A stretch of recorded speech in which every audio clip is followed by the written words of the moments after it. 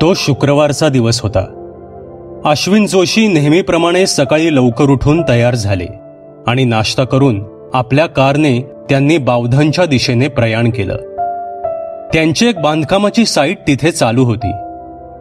अश्विन जोशी पुण्यातील सदाशिव पेठेत राहणारे एक बांधकाम व्यावसायिक. अश्विन जोशी काही वर्षांपूर्वी एका मोठ्या कंपनीत नोकरीला होते. ते एक सिव्हिल इंजिनियर होते. पण गेल्या 6-7 वर्षांपूर्वीच त्यांनी नोकरी सोडून देऊन स्वतःचा व्यवसाय सुरू केला होता. त्यांचे मुख्य काम ओनरशिप स्कीम करून द्यायचं होतं. दांडगा अनुभव पाठीशी असल्यानं त्यांनी अगदी काहीच वर्षात पुण्यात आणि पुण्याच्या जवळपास असणाऱ्या भागात चांगला जम बसवला होता. वेळ सकाळची होती. साधारण 9:30 वाजले होते. तसे वाटेतच त्यांचा मोबाईल वाजला. मोबाईल कारच्या स्पीकर्सना कनेक्टच होता. मिस्टर जोशी, नमस्कार. मी गंगवानी बोलतोय. बावधनला माझी एक जमीन आहे. बरीच वर्ष झाली पडून आहे. तिथे मला एक बंगला बांधायचा आहे, वीकेंडला एन्जॉय करण्यासाठी. त्यासाठीच तुम्हाला भेटायचं होतं, गंगवानी म्हणाले. बावधनला? अरे वा, माझी एक साईट सुरू आहे तिथे. पण बावधनला कुठे? जोशी म्हणाले. तसे गंगवानी यांनी जोशींना लोकेशन सांगितलं. अच्छा, म्हणजे बरीच आतल्या बाजूस आहे तुमची जागा, जोशी म्हणाले. हो, पण वीकेंडला एन्जॉय करण्याच्या दृष्टीने मस्त आहे जागा, गंगवानी म्हणाले. गंगवानी पुढे बोलू लागले. आपण उद्या मग बावधनला तुमच्या साईटवरच भेटू. तिथूनच जागा पाहायला जाऊ. ठीक आहे, उद्या 11 वाजता भेटू, जोशी म्हणाले. आणि दुसऱ्या दिवशी शनिवारी सकाळी 11 वाजता भेटण्याचा कार्यक्रम ठरला. दुसऱ्या दिवशी ठरल्याप्रमाणे जोशी आणि गंगवानी यांची भेट झाली आणि ते गंगवानी यांच्या मालकीच्या असलेल्या जागेकडे जायला निघाले. ते त्या प्लॉटवर येऊन पोचले. अश्विन यांनी संपूर्ण जागेची पाहणी केली. गंगवानी यांच्या प्लॉटपासून जवळपास असं काहीच नव्हतं. ना जवळपास कुठल्याच बिल्डरची काही प्लॉटची स्कीम होती. गंगवानी यांची ती जमीन चहूबाजूंनी मोठ्या झाडांनी वेढलेली होती. आजूबाजूला सुद्धा झाडीच होती. तिथून काही अंतरावर धरण होतं. मिस्टर गंगवानी, इथे इतक्या आत लांब तुम्ही जमीन कशी घेतली? जवळपास कुठे काहीच डेव्हलपमेंट चालू नाहीये या भागात, जोशी यांच्या मनात शंका आली आणि त्यांनी गंगवानी यांना विचारलं. अहो जोशी, अशी जागा मुद्दामून कोण घेईल? ही जागा मिळाली आहे, गंगवानी म्हणाले. मिळाली आहे म्हणजे? जोशींनी विचारलं. अहो, आमच्याकडे एक जण कामाला होता. त्याला ही जमीन विकायची होती. त्याला पैशाची गरज होती, त्यामुळे त्याच्याशी सौदा केला आणि खूपच स्वस्तात मिळाली जमीन, घेऊन टाकली, गंगवानी म्हणाले. गंगवानी यांनी जोशींना त्यांना बंगला कसा बांधून हवा आहे ते सांगितलं.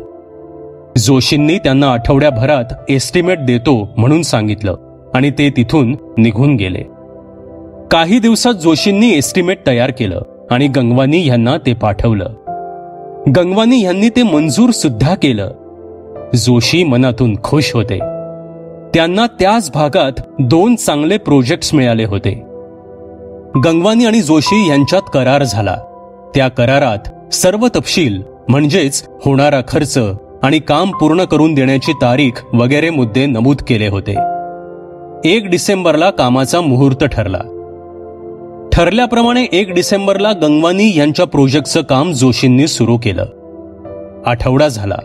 काम योजनेप्रमाणे सुरू होतं. असंच एकदा जोशी त्या जमिनीवरील एका पिंपळाच्या झाडाला टेकून काम कसं चाललं आहे ते बघत होते. पण का कोण जाणे, जोशी यांना त्या प्रोजेक्टमध्ये काहीच रस वाटत नव्हता. त्या साईटवर जेव्हा जायचं असायचं तेव्हा त्यांच्यात खूप नकारात्मक ऊर्जा निर्माण व्हायची. त्यांना तिथं जावंसच वाटत नसे. पण आता करार केला असल्यानं आणि पैसे सुद्धा चांगले मिळणार असल्यानं त्यांना ते प्रोजेक्ट पूर्ण करणं भागच होतं. त्या दिवशी नेहमीप्रमाणे गंगवानी यांच्या साईटवर काम करणारे कामगार कामावर आले. पण त्या दिवसापासून त्या साईटवर काम करणारे कामगार एक एक करत आजारी पडू लागले. असं एकापाठोपाठ एक कामगार आजारी पडू लागल्यानं गंगवानी यांच्या प्रोजेक्टचं काम थंडावू लागलं. तसं जोशींनी अतिरिक्त मनुष्यबळ मागवून गंगवानी यांच्या साईटवर पाठवलं. खरे तर असं केल्यानं त्या प्रोजेक्टमधून मिळणाऱ्या नफ्यावर त्याचा परिणाम होणार होता, पण झालेल्या करारानुसार वेळेत काम पूर्ण करायलाच लागणार होतं. पण जे अतिरिक्त मनुष्यबळ मागवून घेतलं होतं ते कामगार सुद्धा एकामागून एक आजारी पडू लागले. ती एकंदर परिस्थिती पाहून जोशी खूप काळजीत पडले. आता मात्र त्यांना अतिरिक्त मनुष्यबळ मागवून घेणं शक्य नव्हतं, कारण तसं केलं असतं तर त्यांना गंगवानी यांच्या प्रोजेक्टमध्ये तोटा होण्यास सुरुवात झाली असती. त्यामुळे नाईलाजानं त्यांनी इतर साईटवर असलेल्या काही कामगारांना गंगवानी यांच्या साईटवर कामाला पाठवलं. पण ते कामगार सुद्धा आजारी पडले. ह्या सर्व परिस्थितीचा परिणाम असा झाला की त्यांच्या इतर चालू असलेल्या प्रोजेक्टचे काम सुद्धा मनुष्यबळ कमी झाल्यानं थंडावलं. काम थंडावलेलं पाहून गंगवानी यांनी जोशींकडे नाराजी व्यक्त केली. तसेच ज्या ज्या लोकांनी जोशींना प्रोजेक्ट सोपवलं होतं त्या सर्वच लोकांकडून सुद्धा खूप तक्रारी येऊ लागल्या. त्या संपूर्ण परिस्थितीनं जोशी प्रचंड खचून गेले. हे सगळं असं अचानक काय झालं ते त्यांना समजत नव्हतं. इतके वर्ष काबाड कष्ट मेहनत करून त्यांनी जे नाव कमावलं होतं ते आता खराब होऊ लागलं होतं. असा अचानक प्रचंड मोठा आघात त्यांच्या जीवनावर झाल्यानं त्यांनी सुद्धा अंथरूण धरलं. काही दिवस ते उठू सुद्धा शकत नव्हते, पण कालांतरानं त्यांच्या तब्येतीत सुधारणा होऊ लागली आणि ते परत कामाला जायला लागले. त्यांचा प्रत्येक दिवस हा अतिशय वाईट जात होता. गंगवानी यांच्या प्रोजेक्टवर जाणारे उरले सुरले कामगार सुद्धा आता काम सोडून जाऊ लागले. ते पाहून त्यांनी काही दिवस गंगवानी यांच्या प्रोजेक्टचं काम थांबवलं. असंच एकदा घरी असताना ते त्यांची बायको समिधाशी बोलत होते. समिधा, जर ही भयान परिस्थिती नाही सुधारली तर आपलं काही खरं नाही. सर्व लोकांचे कराराप्रमाणे ठरल्या वेळेत काम करून दिलं नाही तर आपल्याला सगळ्यांना नुकसान भरपाई द्यावी लागेल आणि आपण आपलं सगळं गमावून बसू. आपण रस्त्यावर येऊ, अश्विन म्हणाले. ते ऐकून समिधा सुद्धा काळजीत पडली. त्यांनी आजपर्यंत कोणाचे वाईट केले नव्हते, कोणाला फसवलं नव्हतं, कोणाचं वाईट चिंतलं नव्हतं. तरी सुद्धा त्यांच्या बाबतीत हे असं का घडत आहे हे काही केल्या तिला सुद्धा समजत नव्हतं. पण ती अश्विन यांना धीर देत म्हणाली, अश्विन, मी अष्टविनायकाला जाऊ म्हणते. आपल्याला नक्की मार्ग सापडेल. तो विघ्नहर्ता आहे. तो आपल्याला नक्की यातून बाहेर काढेल. तिच्या या बोलण्यानं अश्विन यांना सुद्धा थोडा हुरूप आला. ठीक आहे समिधा, तू लवकरात लवकर ये जाऊन. मला तर येणं अशक्य आहे, पण तू जमलं तर उद्याच निघ, अश्विन म्हणाले. तसे दुसऱ्याच दिवशी समिधा ठरल्याप्रमाणे अष्टविनायकाला गेली. तो शुक्रवारचा दिवस होता. अश्विन आपला नेहमीचाच आव्हानात्मक दिवस कसा बसा संपवून घरी आले. ते घरी एकटेच असल्यानं त्यांनीच घरी जेवण बनवलं. जेवण झालं. ते बेडवर पडले होते. उद्याच्या दिवसाची कामं कशी करायची ह्याचा ते विचार करत होते. रोज मानसिक आणि शारीरिक भरपूर दमछाक होत असल्यानं त्यांना डोळा लागला. काही वेळ गेला तसे त्यांना त्यांच्या डोळ्यासमोर घड्याळात रात्रीचे 9 वाजलेले दिसायला लागले. धुसर पुसटशी अशी एक जागा दिसू लागली आणि त्यांना काही आवाज कानी पडले. इकडे या, मी तुमची वाट बघत आहे. अचानक अश्विन खडबडून जागे झाले. ते घाबरून घामाघूम झाले होते. ते थोडा वेळ उठून बसले. काय स्वप्न पडतात. आता थोडी झोप सुद्धा नशिबात नाही वाटतं, स्वतःशीच ते पुटपुटले. त्यांनी त्या स्वप्नाकडे दुर्लक्ष केलं. थोडं पाणी प्यायलं आणि पुन्हा झोपायचा प्रयत्न करू लागले. काही वेळानं त्यांचा डोळा लागला. सकाळी त्यांना जाग आली. ते नेहमीप्रमाणे उठून तयार झाले आणि कामाला घराबाहेर पडले. तो दिवस सुद्धा त्यांनी कसाबसा काढला आणि ते घरी आले. समिधा घरी आली होती. तिला पाहून त्यांना हायसं वाटलं. त्यांनी समिधाने आणलेला अष्टविनायकाचा प्रसाद ग्रहण केला आणि जेवण करून झोपी गेले. त्यांना रात्री पुन्हा तेच स्वप्न आणि तेच आवाज आले. ते पुन्हा घाबरून जागे झाले. त्यांनी पुन्हा त्या स्वप्नाकडे दुर्लक्ष केलं आणि पुन्हा झोपी गेले. असे हे स्वप्नांचं चक्र 3-4 दिवस सुरू होतं. असेच एका शनिवारी रात्री झोपेत असताना त्यांना पुन्हा ते स्वप्न पडलं. पण ह्या वेळेस त्याची तीव्रता जास्त होती आणि नेहमी पडणाऱ्या स्वप्नापेक्षा ते थोडं वेगळं होतं. तसे ते पुन्हा घाबरून जागे झाले. ह्यावेळेस मात्र ते खूपच घाबरले होते. त्यांच्या सर्वांगाला घाम आला होता. समिधाला सुद्धा त्यांच्या हालचालीनं जाग आली. काय हो, काय झालं? समिधानं विचारलं. तसे अश्विन बोलू लागले. समिधा, बरेच दिवस झाले मी तुला काही बोललो नाही, पण तू ज्या दिवशी अष्टविनायकाला गेलीस त्या दिवसापासून 4-5 दिवस झाले मला रोज एकच स्वप्न पडतं. कोणतं स्वप्न? समिधानं विचारलं. तसं अश्विन यांनी त्यांना त्या स्वप्नात दिसणाऱ्या रात्रीच्या 9च्या वेळेबद्दल, एका धुसर पुसटच्या जागेबद्दल सांगितलं. तसेच एका बाईचा आवाज येत असल्याचं सांगितलं. अश्विन पुढे बोलू लागले. पण आज अश्विन बोलायचे अचानक थांबले आणि त्यांच्या समोर असलेल्या खिडकीतून बाहेर बघू लागले. अश्विन, काय झालं? बोला पुढे. समिधानं त्यांना हलवून भानावर आणलं. तसं अश्विन पुढे बोलू लागले. रात्रीचे 9 वाजले होते. मी स्वतःला त्या जागेवर पाहिलं. तिथे एक पिंपळाचं झाड होतं.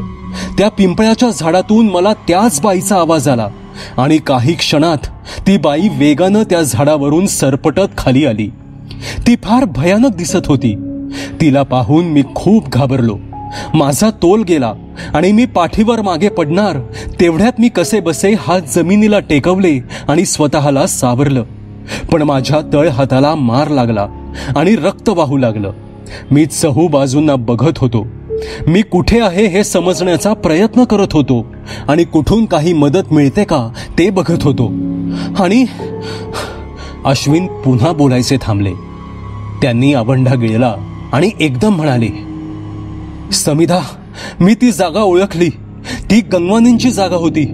इतके दिवस मला तीच जागा दिसत होती, पण आज ती स्पष्ट दिसली. थोडा वेळ कोणी काहीच बोललं नाही. अश्विन, अहो तुमच्या हाताला काय झालं? समिधा अश्विन यांच्या हाताकडे पाहून ओरडलीच. तसे अश्विन यांनी त्यांच्या हाताकडे बघितलं आणि ते दृश्य पाहून त्यांना धक्काच बसला. त्यांच्या तळ हाताला जखम झाली होती आणि हातातून रक्त येत होतं. समिधानं त्यांना लगबगीनं मलमपट्टी केली. दोघांनाही ती झालेली जखम पाहून मोठा धक्का बसला होता. स्वप्नात जे घडलं ते प्रत्यक्षात घडलं होतं. समिधा, हे सगळं काय चाललंय आणि याचा अर्थ काय? घाबऱ्या स्वरात अश्विन यांनी समिधाला विचारलं. त्यावर समिधानं थोडा विचार केला आणि ती बोलू लागली. अश्विन, हा सगळा प्रकार तेव्हापासून सुरू झाला जेव्हापासून तुम्ही गंगवानी यांचं प्रोजेक्ट हाती घेतलं. तू बरोबर बोलती आहेस समिधा. मला वाटतं त्या जागेतच काहीतरी आहे. माझी तर तिकडे जायची इच्छाच होत नाही, पण पर्याय नाहीये. मला स्वप्नात सारखी तीच जागा का दिसते? मला त्या जागेत असलेल्या पिंपळाच्या झाडावरून एका बाईचा आवाज का येतो? ती मला का बोलवतीये? कदाचित नियती काहीतरी इशारा देण्याचा प्रयत्न करत असावी. मला वाटतं तिथे जाऊनच काहीतरी उलगडा होईल, अश्विन म्हणाले. तसे सकाळी अश्विन लगबगीनं तयार होऊन गंगवानी यांच्या जागेवर आले. समोर दिसणारं ते पिंपळाचं झाड त्यांनी लगेच ओळखलं. ते पाहून जरा त्यांना भीतीच वाटली. त्या झाडापासून लांब राहूनच संपूर्ण जमिनीवर त्यांनी फेरफटका मारला, पण त्या दिवशी काहीच घडलं नाही. असे 2-3 दिवस गेले, पण काहीच घडत नव्हतं. त्या दिवशी रविवार असल्यानं अश्विन थोडे उशिराच कामावर जाणार होते. काही वेळातच ते तयार झाले आणि सकाळचा चहा घेत असताना समिधाला म्हणाले, समिधा, मी रोज तिथे जातोय पण मला काहीच धागेदोरे मिळत नाहीयेत. कदाचित हा सगळा माझाच भ्रम असावा, अश्विन म्हणाले आणि ते कामावर निघून गेले. त्या दिवशी रविवारी एका लांबच्या साईटवरून रात्री उशिरा घरी आले. अश्विन, आज बराच उशीर केलात यायला. 9 वाजलेत. चला जेवून घ्या, समिधा म्हणाली. तसे अचानक अश्विन यांच्या डोळ्यात लख्ख प्रकाश पडला. समिधा, मला वाटतं मला रात्री 9 वाजता तिथं गेलं पाहिजे. कदाचित काहीतरी हाती लागेल, अश्विन म्हणाले. पण समिधा त्या गोष्टीला तयार नव्हती. नको, इतक्या रात्री तुम्ही तिथे जायचं नाही. किती सुनसान भाग आहे तो, समिधा म्हणाली. समिधा, आपल्याला जर या खडतर परिस्थितीतून बाहेर पडायचं असेल तर आपल्याला हातपाय हलवावेच लागतील. थोडी जोखीम पत्करावीच लागेल, अश्विन म्हणाले. तसं असेल तर मी सुद्धा येते तुमच्याबरोबर, समिधा म्हणाली आणि त्याला अश्विन यांनी सुद्धा मान्यता दिली. त्यांनी येत्या रविवारी रात्री 9 वाजता तिथे जायचं पक्क केलं. तो रविवारचा दिवस उजाडला. समिधा आणि अश्विन यांनी त्या दिवशी सगळी कामं नेहमीप्रमाणे उरकली. दिवस मावळला. रात्रीचे 8:15 वाजले होते. तसे अश्विन आणि समिधा गंगवानी यांच्या जागेवर जाण्यास निघाले. काही वेळातच ते तिथे पोचले. गाडीची काच खाली घेऊन अश्विन यांनी बाहेरील अंदाज घेतला. वातावरणात भयान शांतता पसरली होती. रातकिड्यांचा आवाज सर्वत्र येत होता. मधूनच एखादी वाऱ्याची झुळूक येत होती. गंगवानी यांच्या जागेपासून किंचित दूरवर अश्विन यांनी गाडी थांबवली होती. समिधा, तू गाडीतच थांब, मी तिथे जाऊन येतो, अश्विन म्हणाले. अहो पण, समिधाचं बोलणं मध्येच तोडत अश्विन म्हणाले, मी तुला इथून सुद्धा दिसणारच आहे. अगदीच गरज पडली तर तू तिथे येऊ शकशीलच, अश्विन म्हणाले. त्यांनी देवाचं नाव घेतलं आणि ते गाडी बाहेर पडले आणि गंगवानी यांच्या असलेल्या जमिनीच्या दिशेनं जाऊ लागले. इतक्या रात्री ते पहिल्यांदाच इथे आले होते. रात्री ती जागा खूपच भयान आणि सुनसान वाटत होती. ते त्या जागेवर पोचले आणि चहूबाजूस नजर फिरवू लागले. तसे त्यांना पुन्हा ते पिंपळाचं झाड नजरेस पडलं. तसे ते थोडे घाबरले, पण त्यांनी नजर पुढे घेतली. अचानक त्या पिंपळाच्या झाडावर हालचाल झाली. ते संपूर्ण झाड सळसळू लागलं. त्या रात्रीच्या शांत वातावरणात असं अचानक एकच झाड सळसळू लागल्यानं अश्विन प्रचंड घाबरले. तिथून त्या क्षणी पळून जाण्याची तीव्र इच्छा त्यांना झाली, पण का कोण जाणे, जमिनीत पाय रुतून बसल्यासारखे ते तिथेच उभे राहिले. काही क्षणात त्यांना त्या झाडावरून काहीतरी सरपटत येत असल्याचं दिसलं आणि समोरचं दृश्य पाहून त्यांची बोबडीच वळली. त्यांना एक केस मोकळे सोडलेली विचित्र बाई त्या झाडावरून खाली आल्याचं दिसलं. ती सरपटत त्यांच्या दिशेनं येत होती. आपला इथे शेवट होणार असल्याची भावना अश्विन यांच्या मनात आली, पण काही क्षणात ती बाई त्यांच्यापासून थोड्या अंतरावर येऊन उभी राहिली आणि अश्विन यांच्या कानावर ते शब्द पडले, मी तुमचीच वाट पाहत होते. कोण आहात तुम्ही?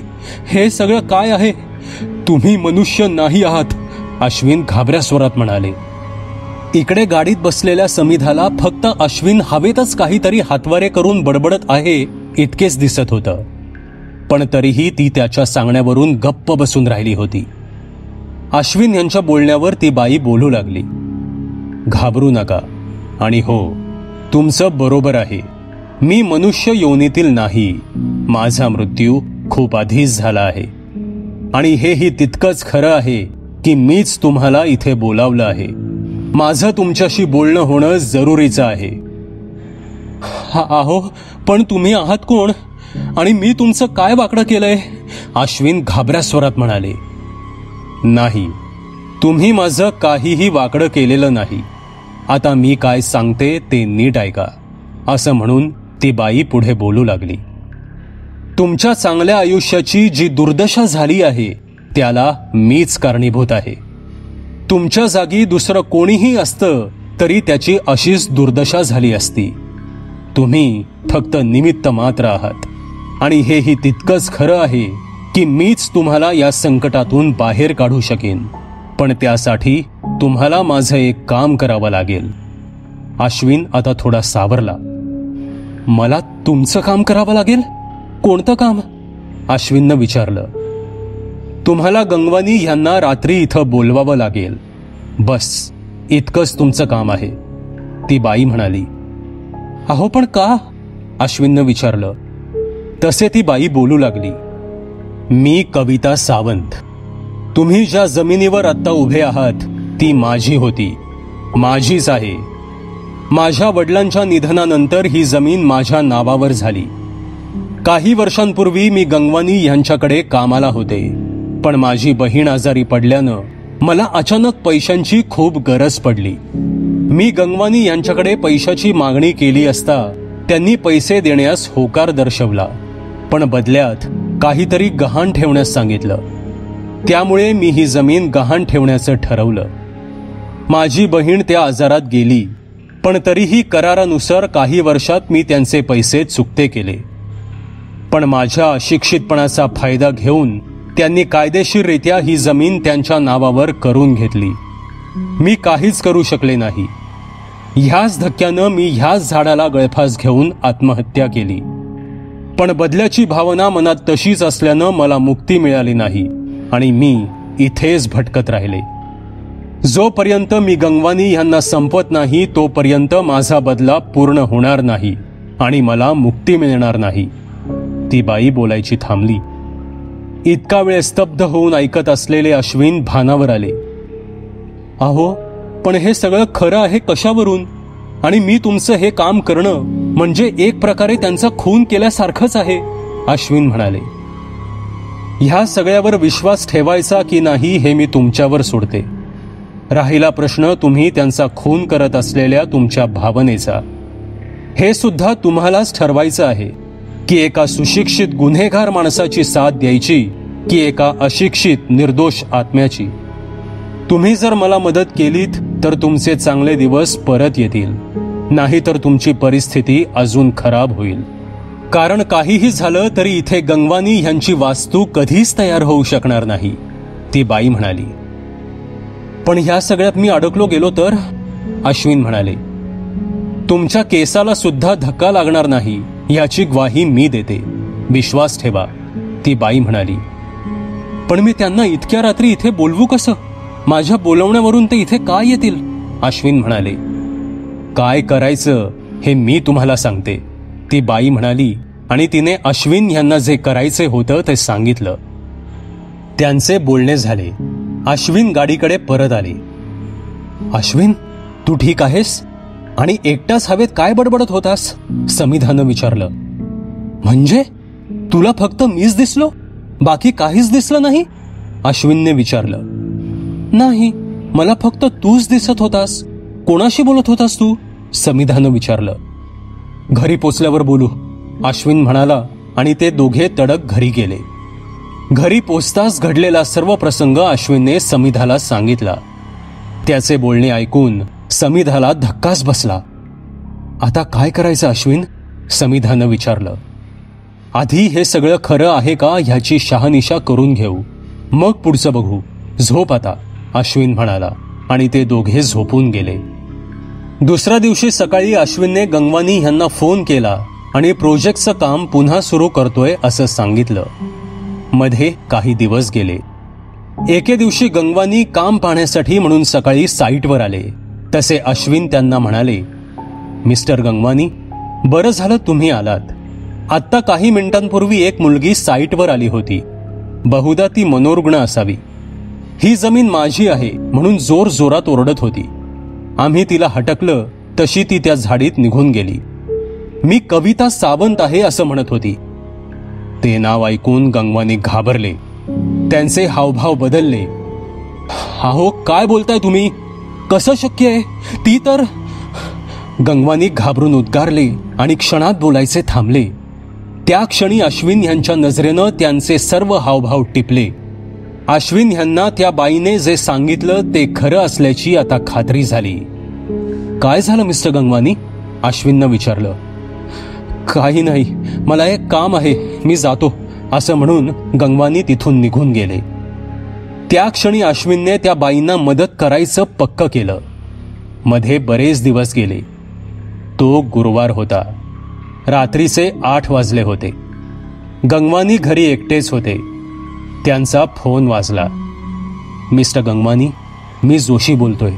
तुम्हाला आत्ता साईटवर यायला जमेल का? काही दाखवायचं आहे, जोशी म्हणाले. आत्ता? इतक्या रात्री? उद्या सकाळी बघू, गंगवानी म्हणाले. कदाचित उद्या सकाळी खूप उशीर होऊ शकतो. कामगार कामावर येण्याच्या आत तुम्हाला इथं येणं गरजेचं आहे. आज जमीन खणताना मला या जमिनीत सोन्याचे काही दागिने सापडले. त्यात अजून काही दागिने असण्याची शक्यता आहे. उद्या एकदा कामगार कामावर आले आणि त्यांच्या नजरेस ते पडले तर काम अवघड होऊन जाईल, अश्विन म्हणाले. ते ऐकताच गंगवानी स्तंभितच झाले. त्यांना प्रचंड आनंद झाला. मी लगेच निघतो, असं म्हणून गंगवानी साईटवर जायला निघाले. ती रात्री 9ची वेळ होती. गंगवानी तिथं पोहोचले. इतक्या वर्षात ते सुद्धा रात्री पहिल्यांदाच तिथे आले होते. त्यांना अश्विन यांची गाडी दिसली. त्या दोघांची भेट झाली. तसे ते त्यांच्या जमिनीकडे आले आणि एके ठिकाणी येऊन थांबले. कुठे दागिने? गंगवानी यांनी विचारलं. तसं अश्विन यांनी त्या पिंपळाच्या झाडाकडे बोट दाखवलं. काही क्षणात त्या झाडावर सळसळ झाली. ते झाड गदा गदा हलू लागलं. ती बाई विजेच्या वेगानं सरपटत खाली आली. ते सर्व पाहून गंगवानी यांची बोबडीच वळली. काही समजण्याच्या आत त्या बाईनं गंगवानी यांच्या गळ्याचा ताबा घेतला. काही वेळ गेला आणि गंगवानी जमिनीवर कोसळले. त्यांचा प्राण त्यांच्या शरीरातून निघून गेला होता. तो सर्व प्रकार पाहून अश्विन यांचा सुद्धा थरकाप उडाला होता. तसे ती बाई अश्विन यांच्याकडे आली. तुम्ही मला मदत केलीत. माझा बदला पूर्ण झाला. आता माझ्या मुक्तीचा मार्ग मोकळा झाला. तुम्ही सुद्धा आता इथून लवकर निघून जा. दिलेला शब्द मी पाळेन. तुमचे नाव कुठेच येणार नाही, असे म्हणून ती बाई आकाशात विलीन झाली. जोशी लगबगीनं घरी आले. पुढे त्या प्रकरणाची पोलीस केस झाली. तपास झाला. तपासात काहीच निष्पन्न होऊ शकलं नाही. गंगवानी यांचा फोन सुद्धा कुठेच मिळाला नाही. गंगवानी यांचा मृत्यू कसा झाला हे सुद्धा गूढच राहिलं. पोलिसांनी आकस्मिक मृत्यू म्हणून केस बंद करून टाकली. अश्विन यांची परिस्थिती सुद्धा आता वेगानं सुधारू लागली. काही महिन्यांनी गंगवानी यांच्या कुटुंबियांनी सुद्धा ती जागा एका ट्रस्टला दिली आणि तिथे एक भव्य मंदिर उभारण्याचा पाया रचला गेला. सबस्क्राईब करा एटी स्टोरीटेलर चॅनलला आणि बेल आयकन दाबून ऑलवर क्लिक करा आमचे व्हिडिओज सगळ्यात आधी बघण्यासाठी.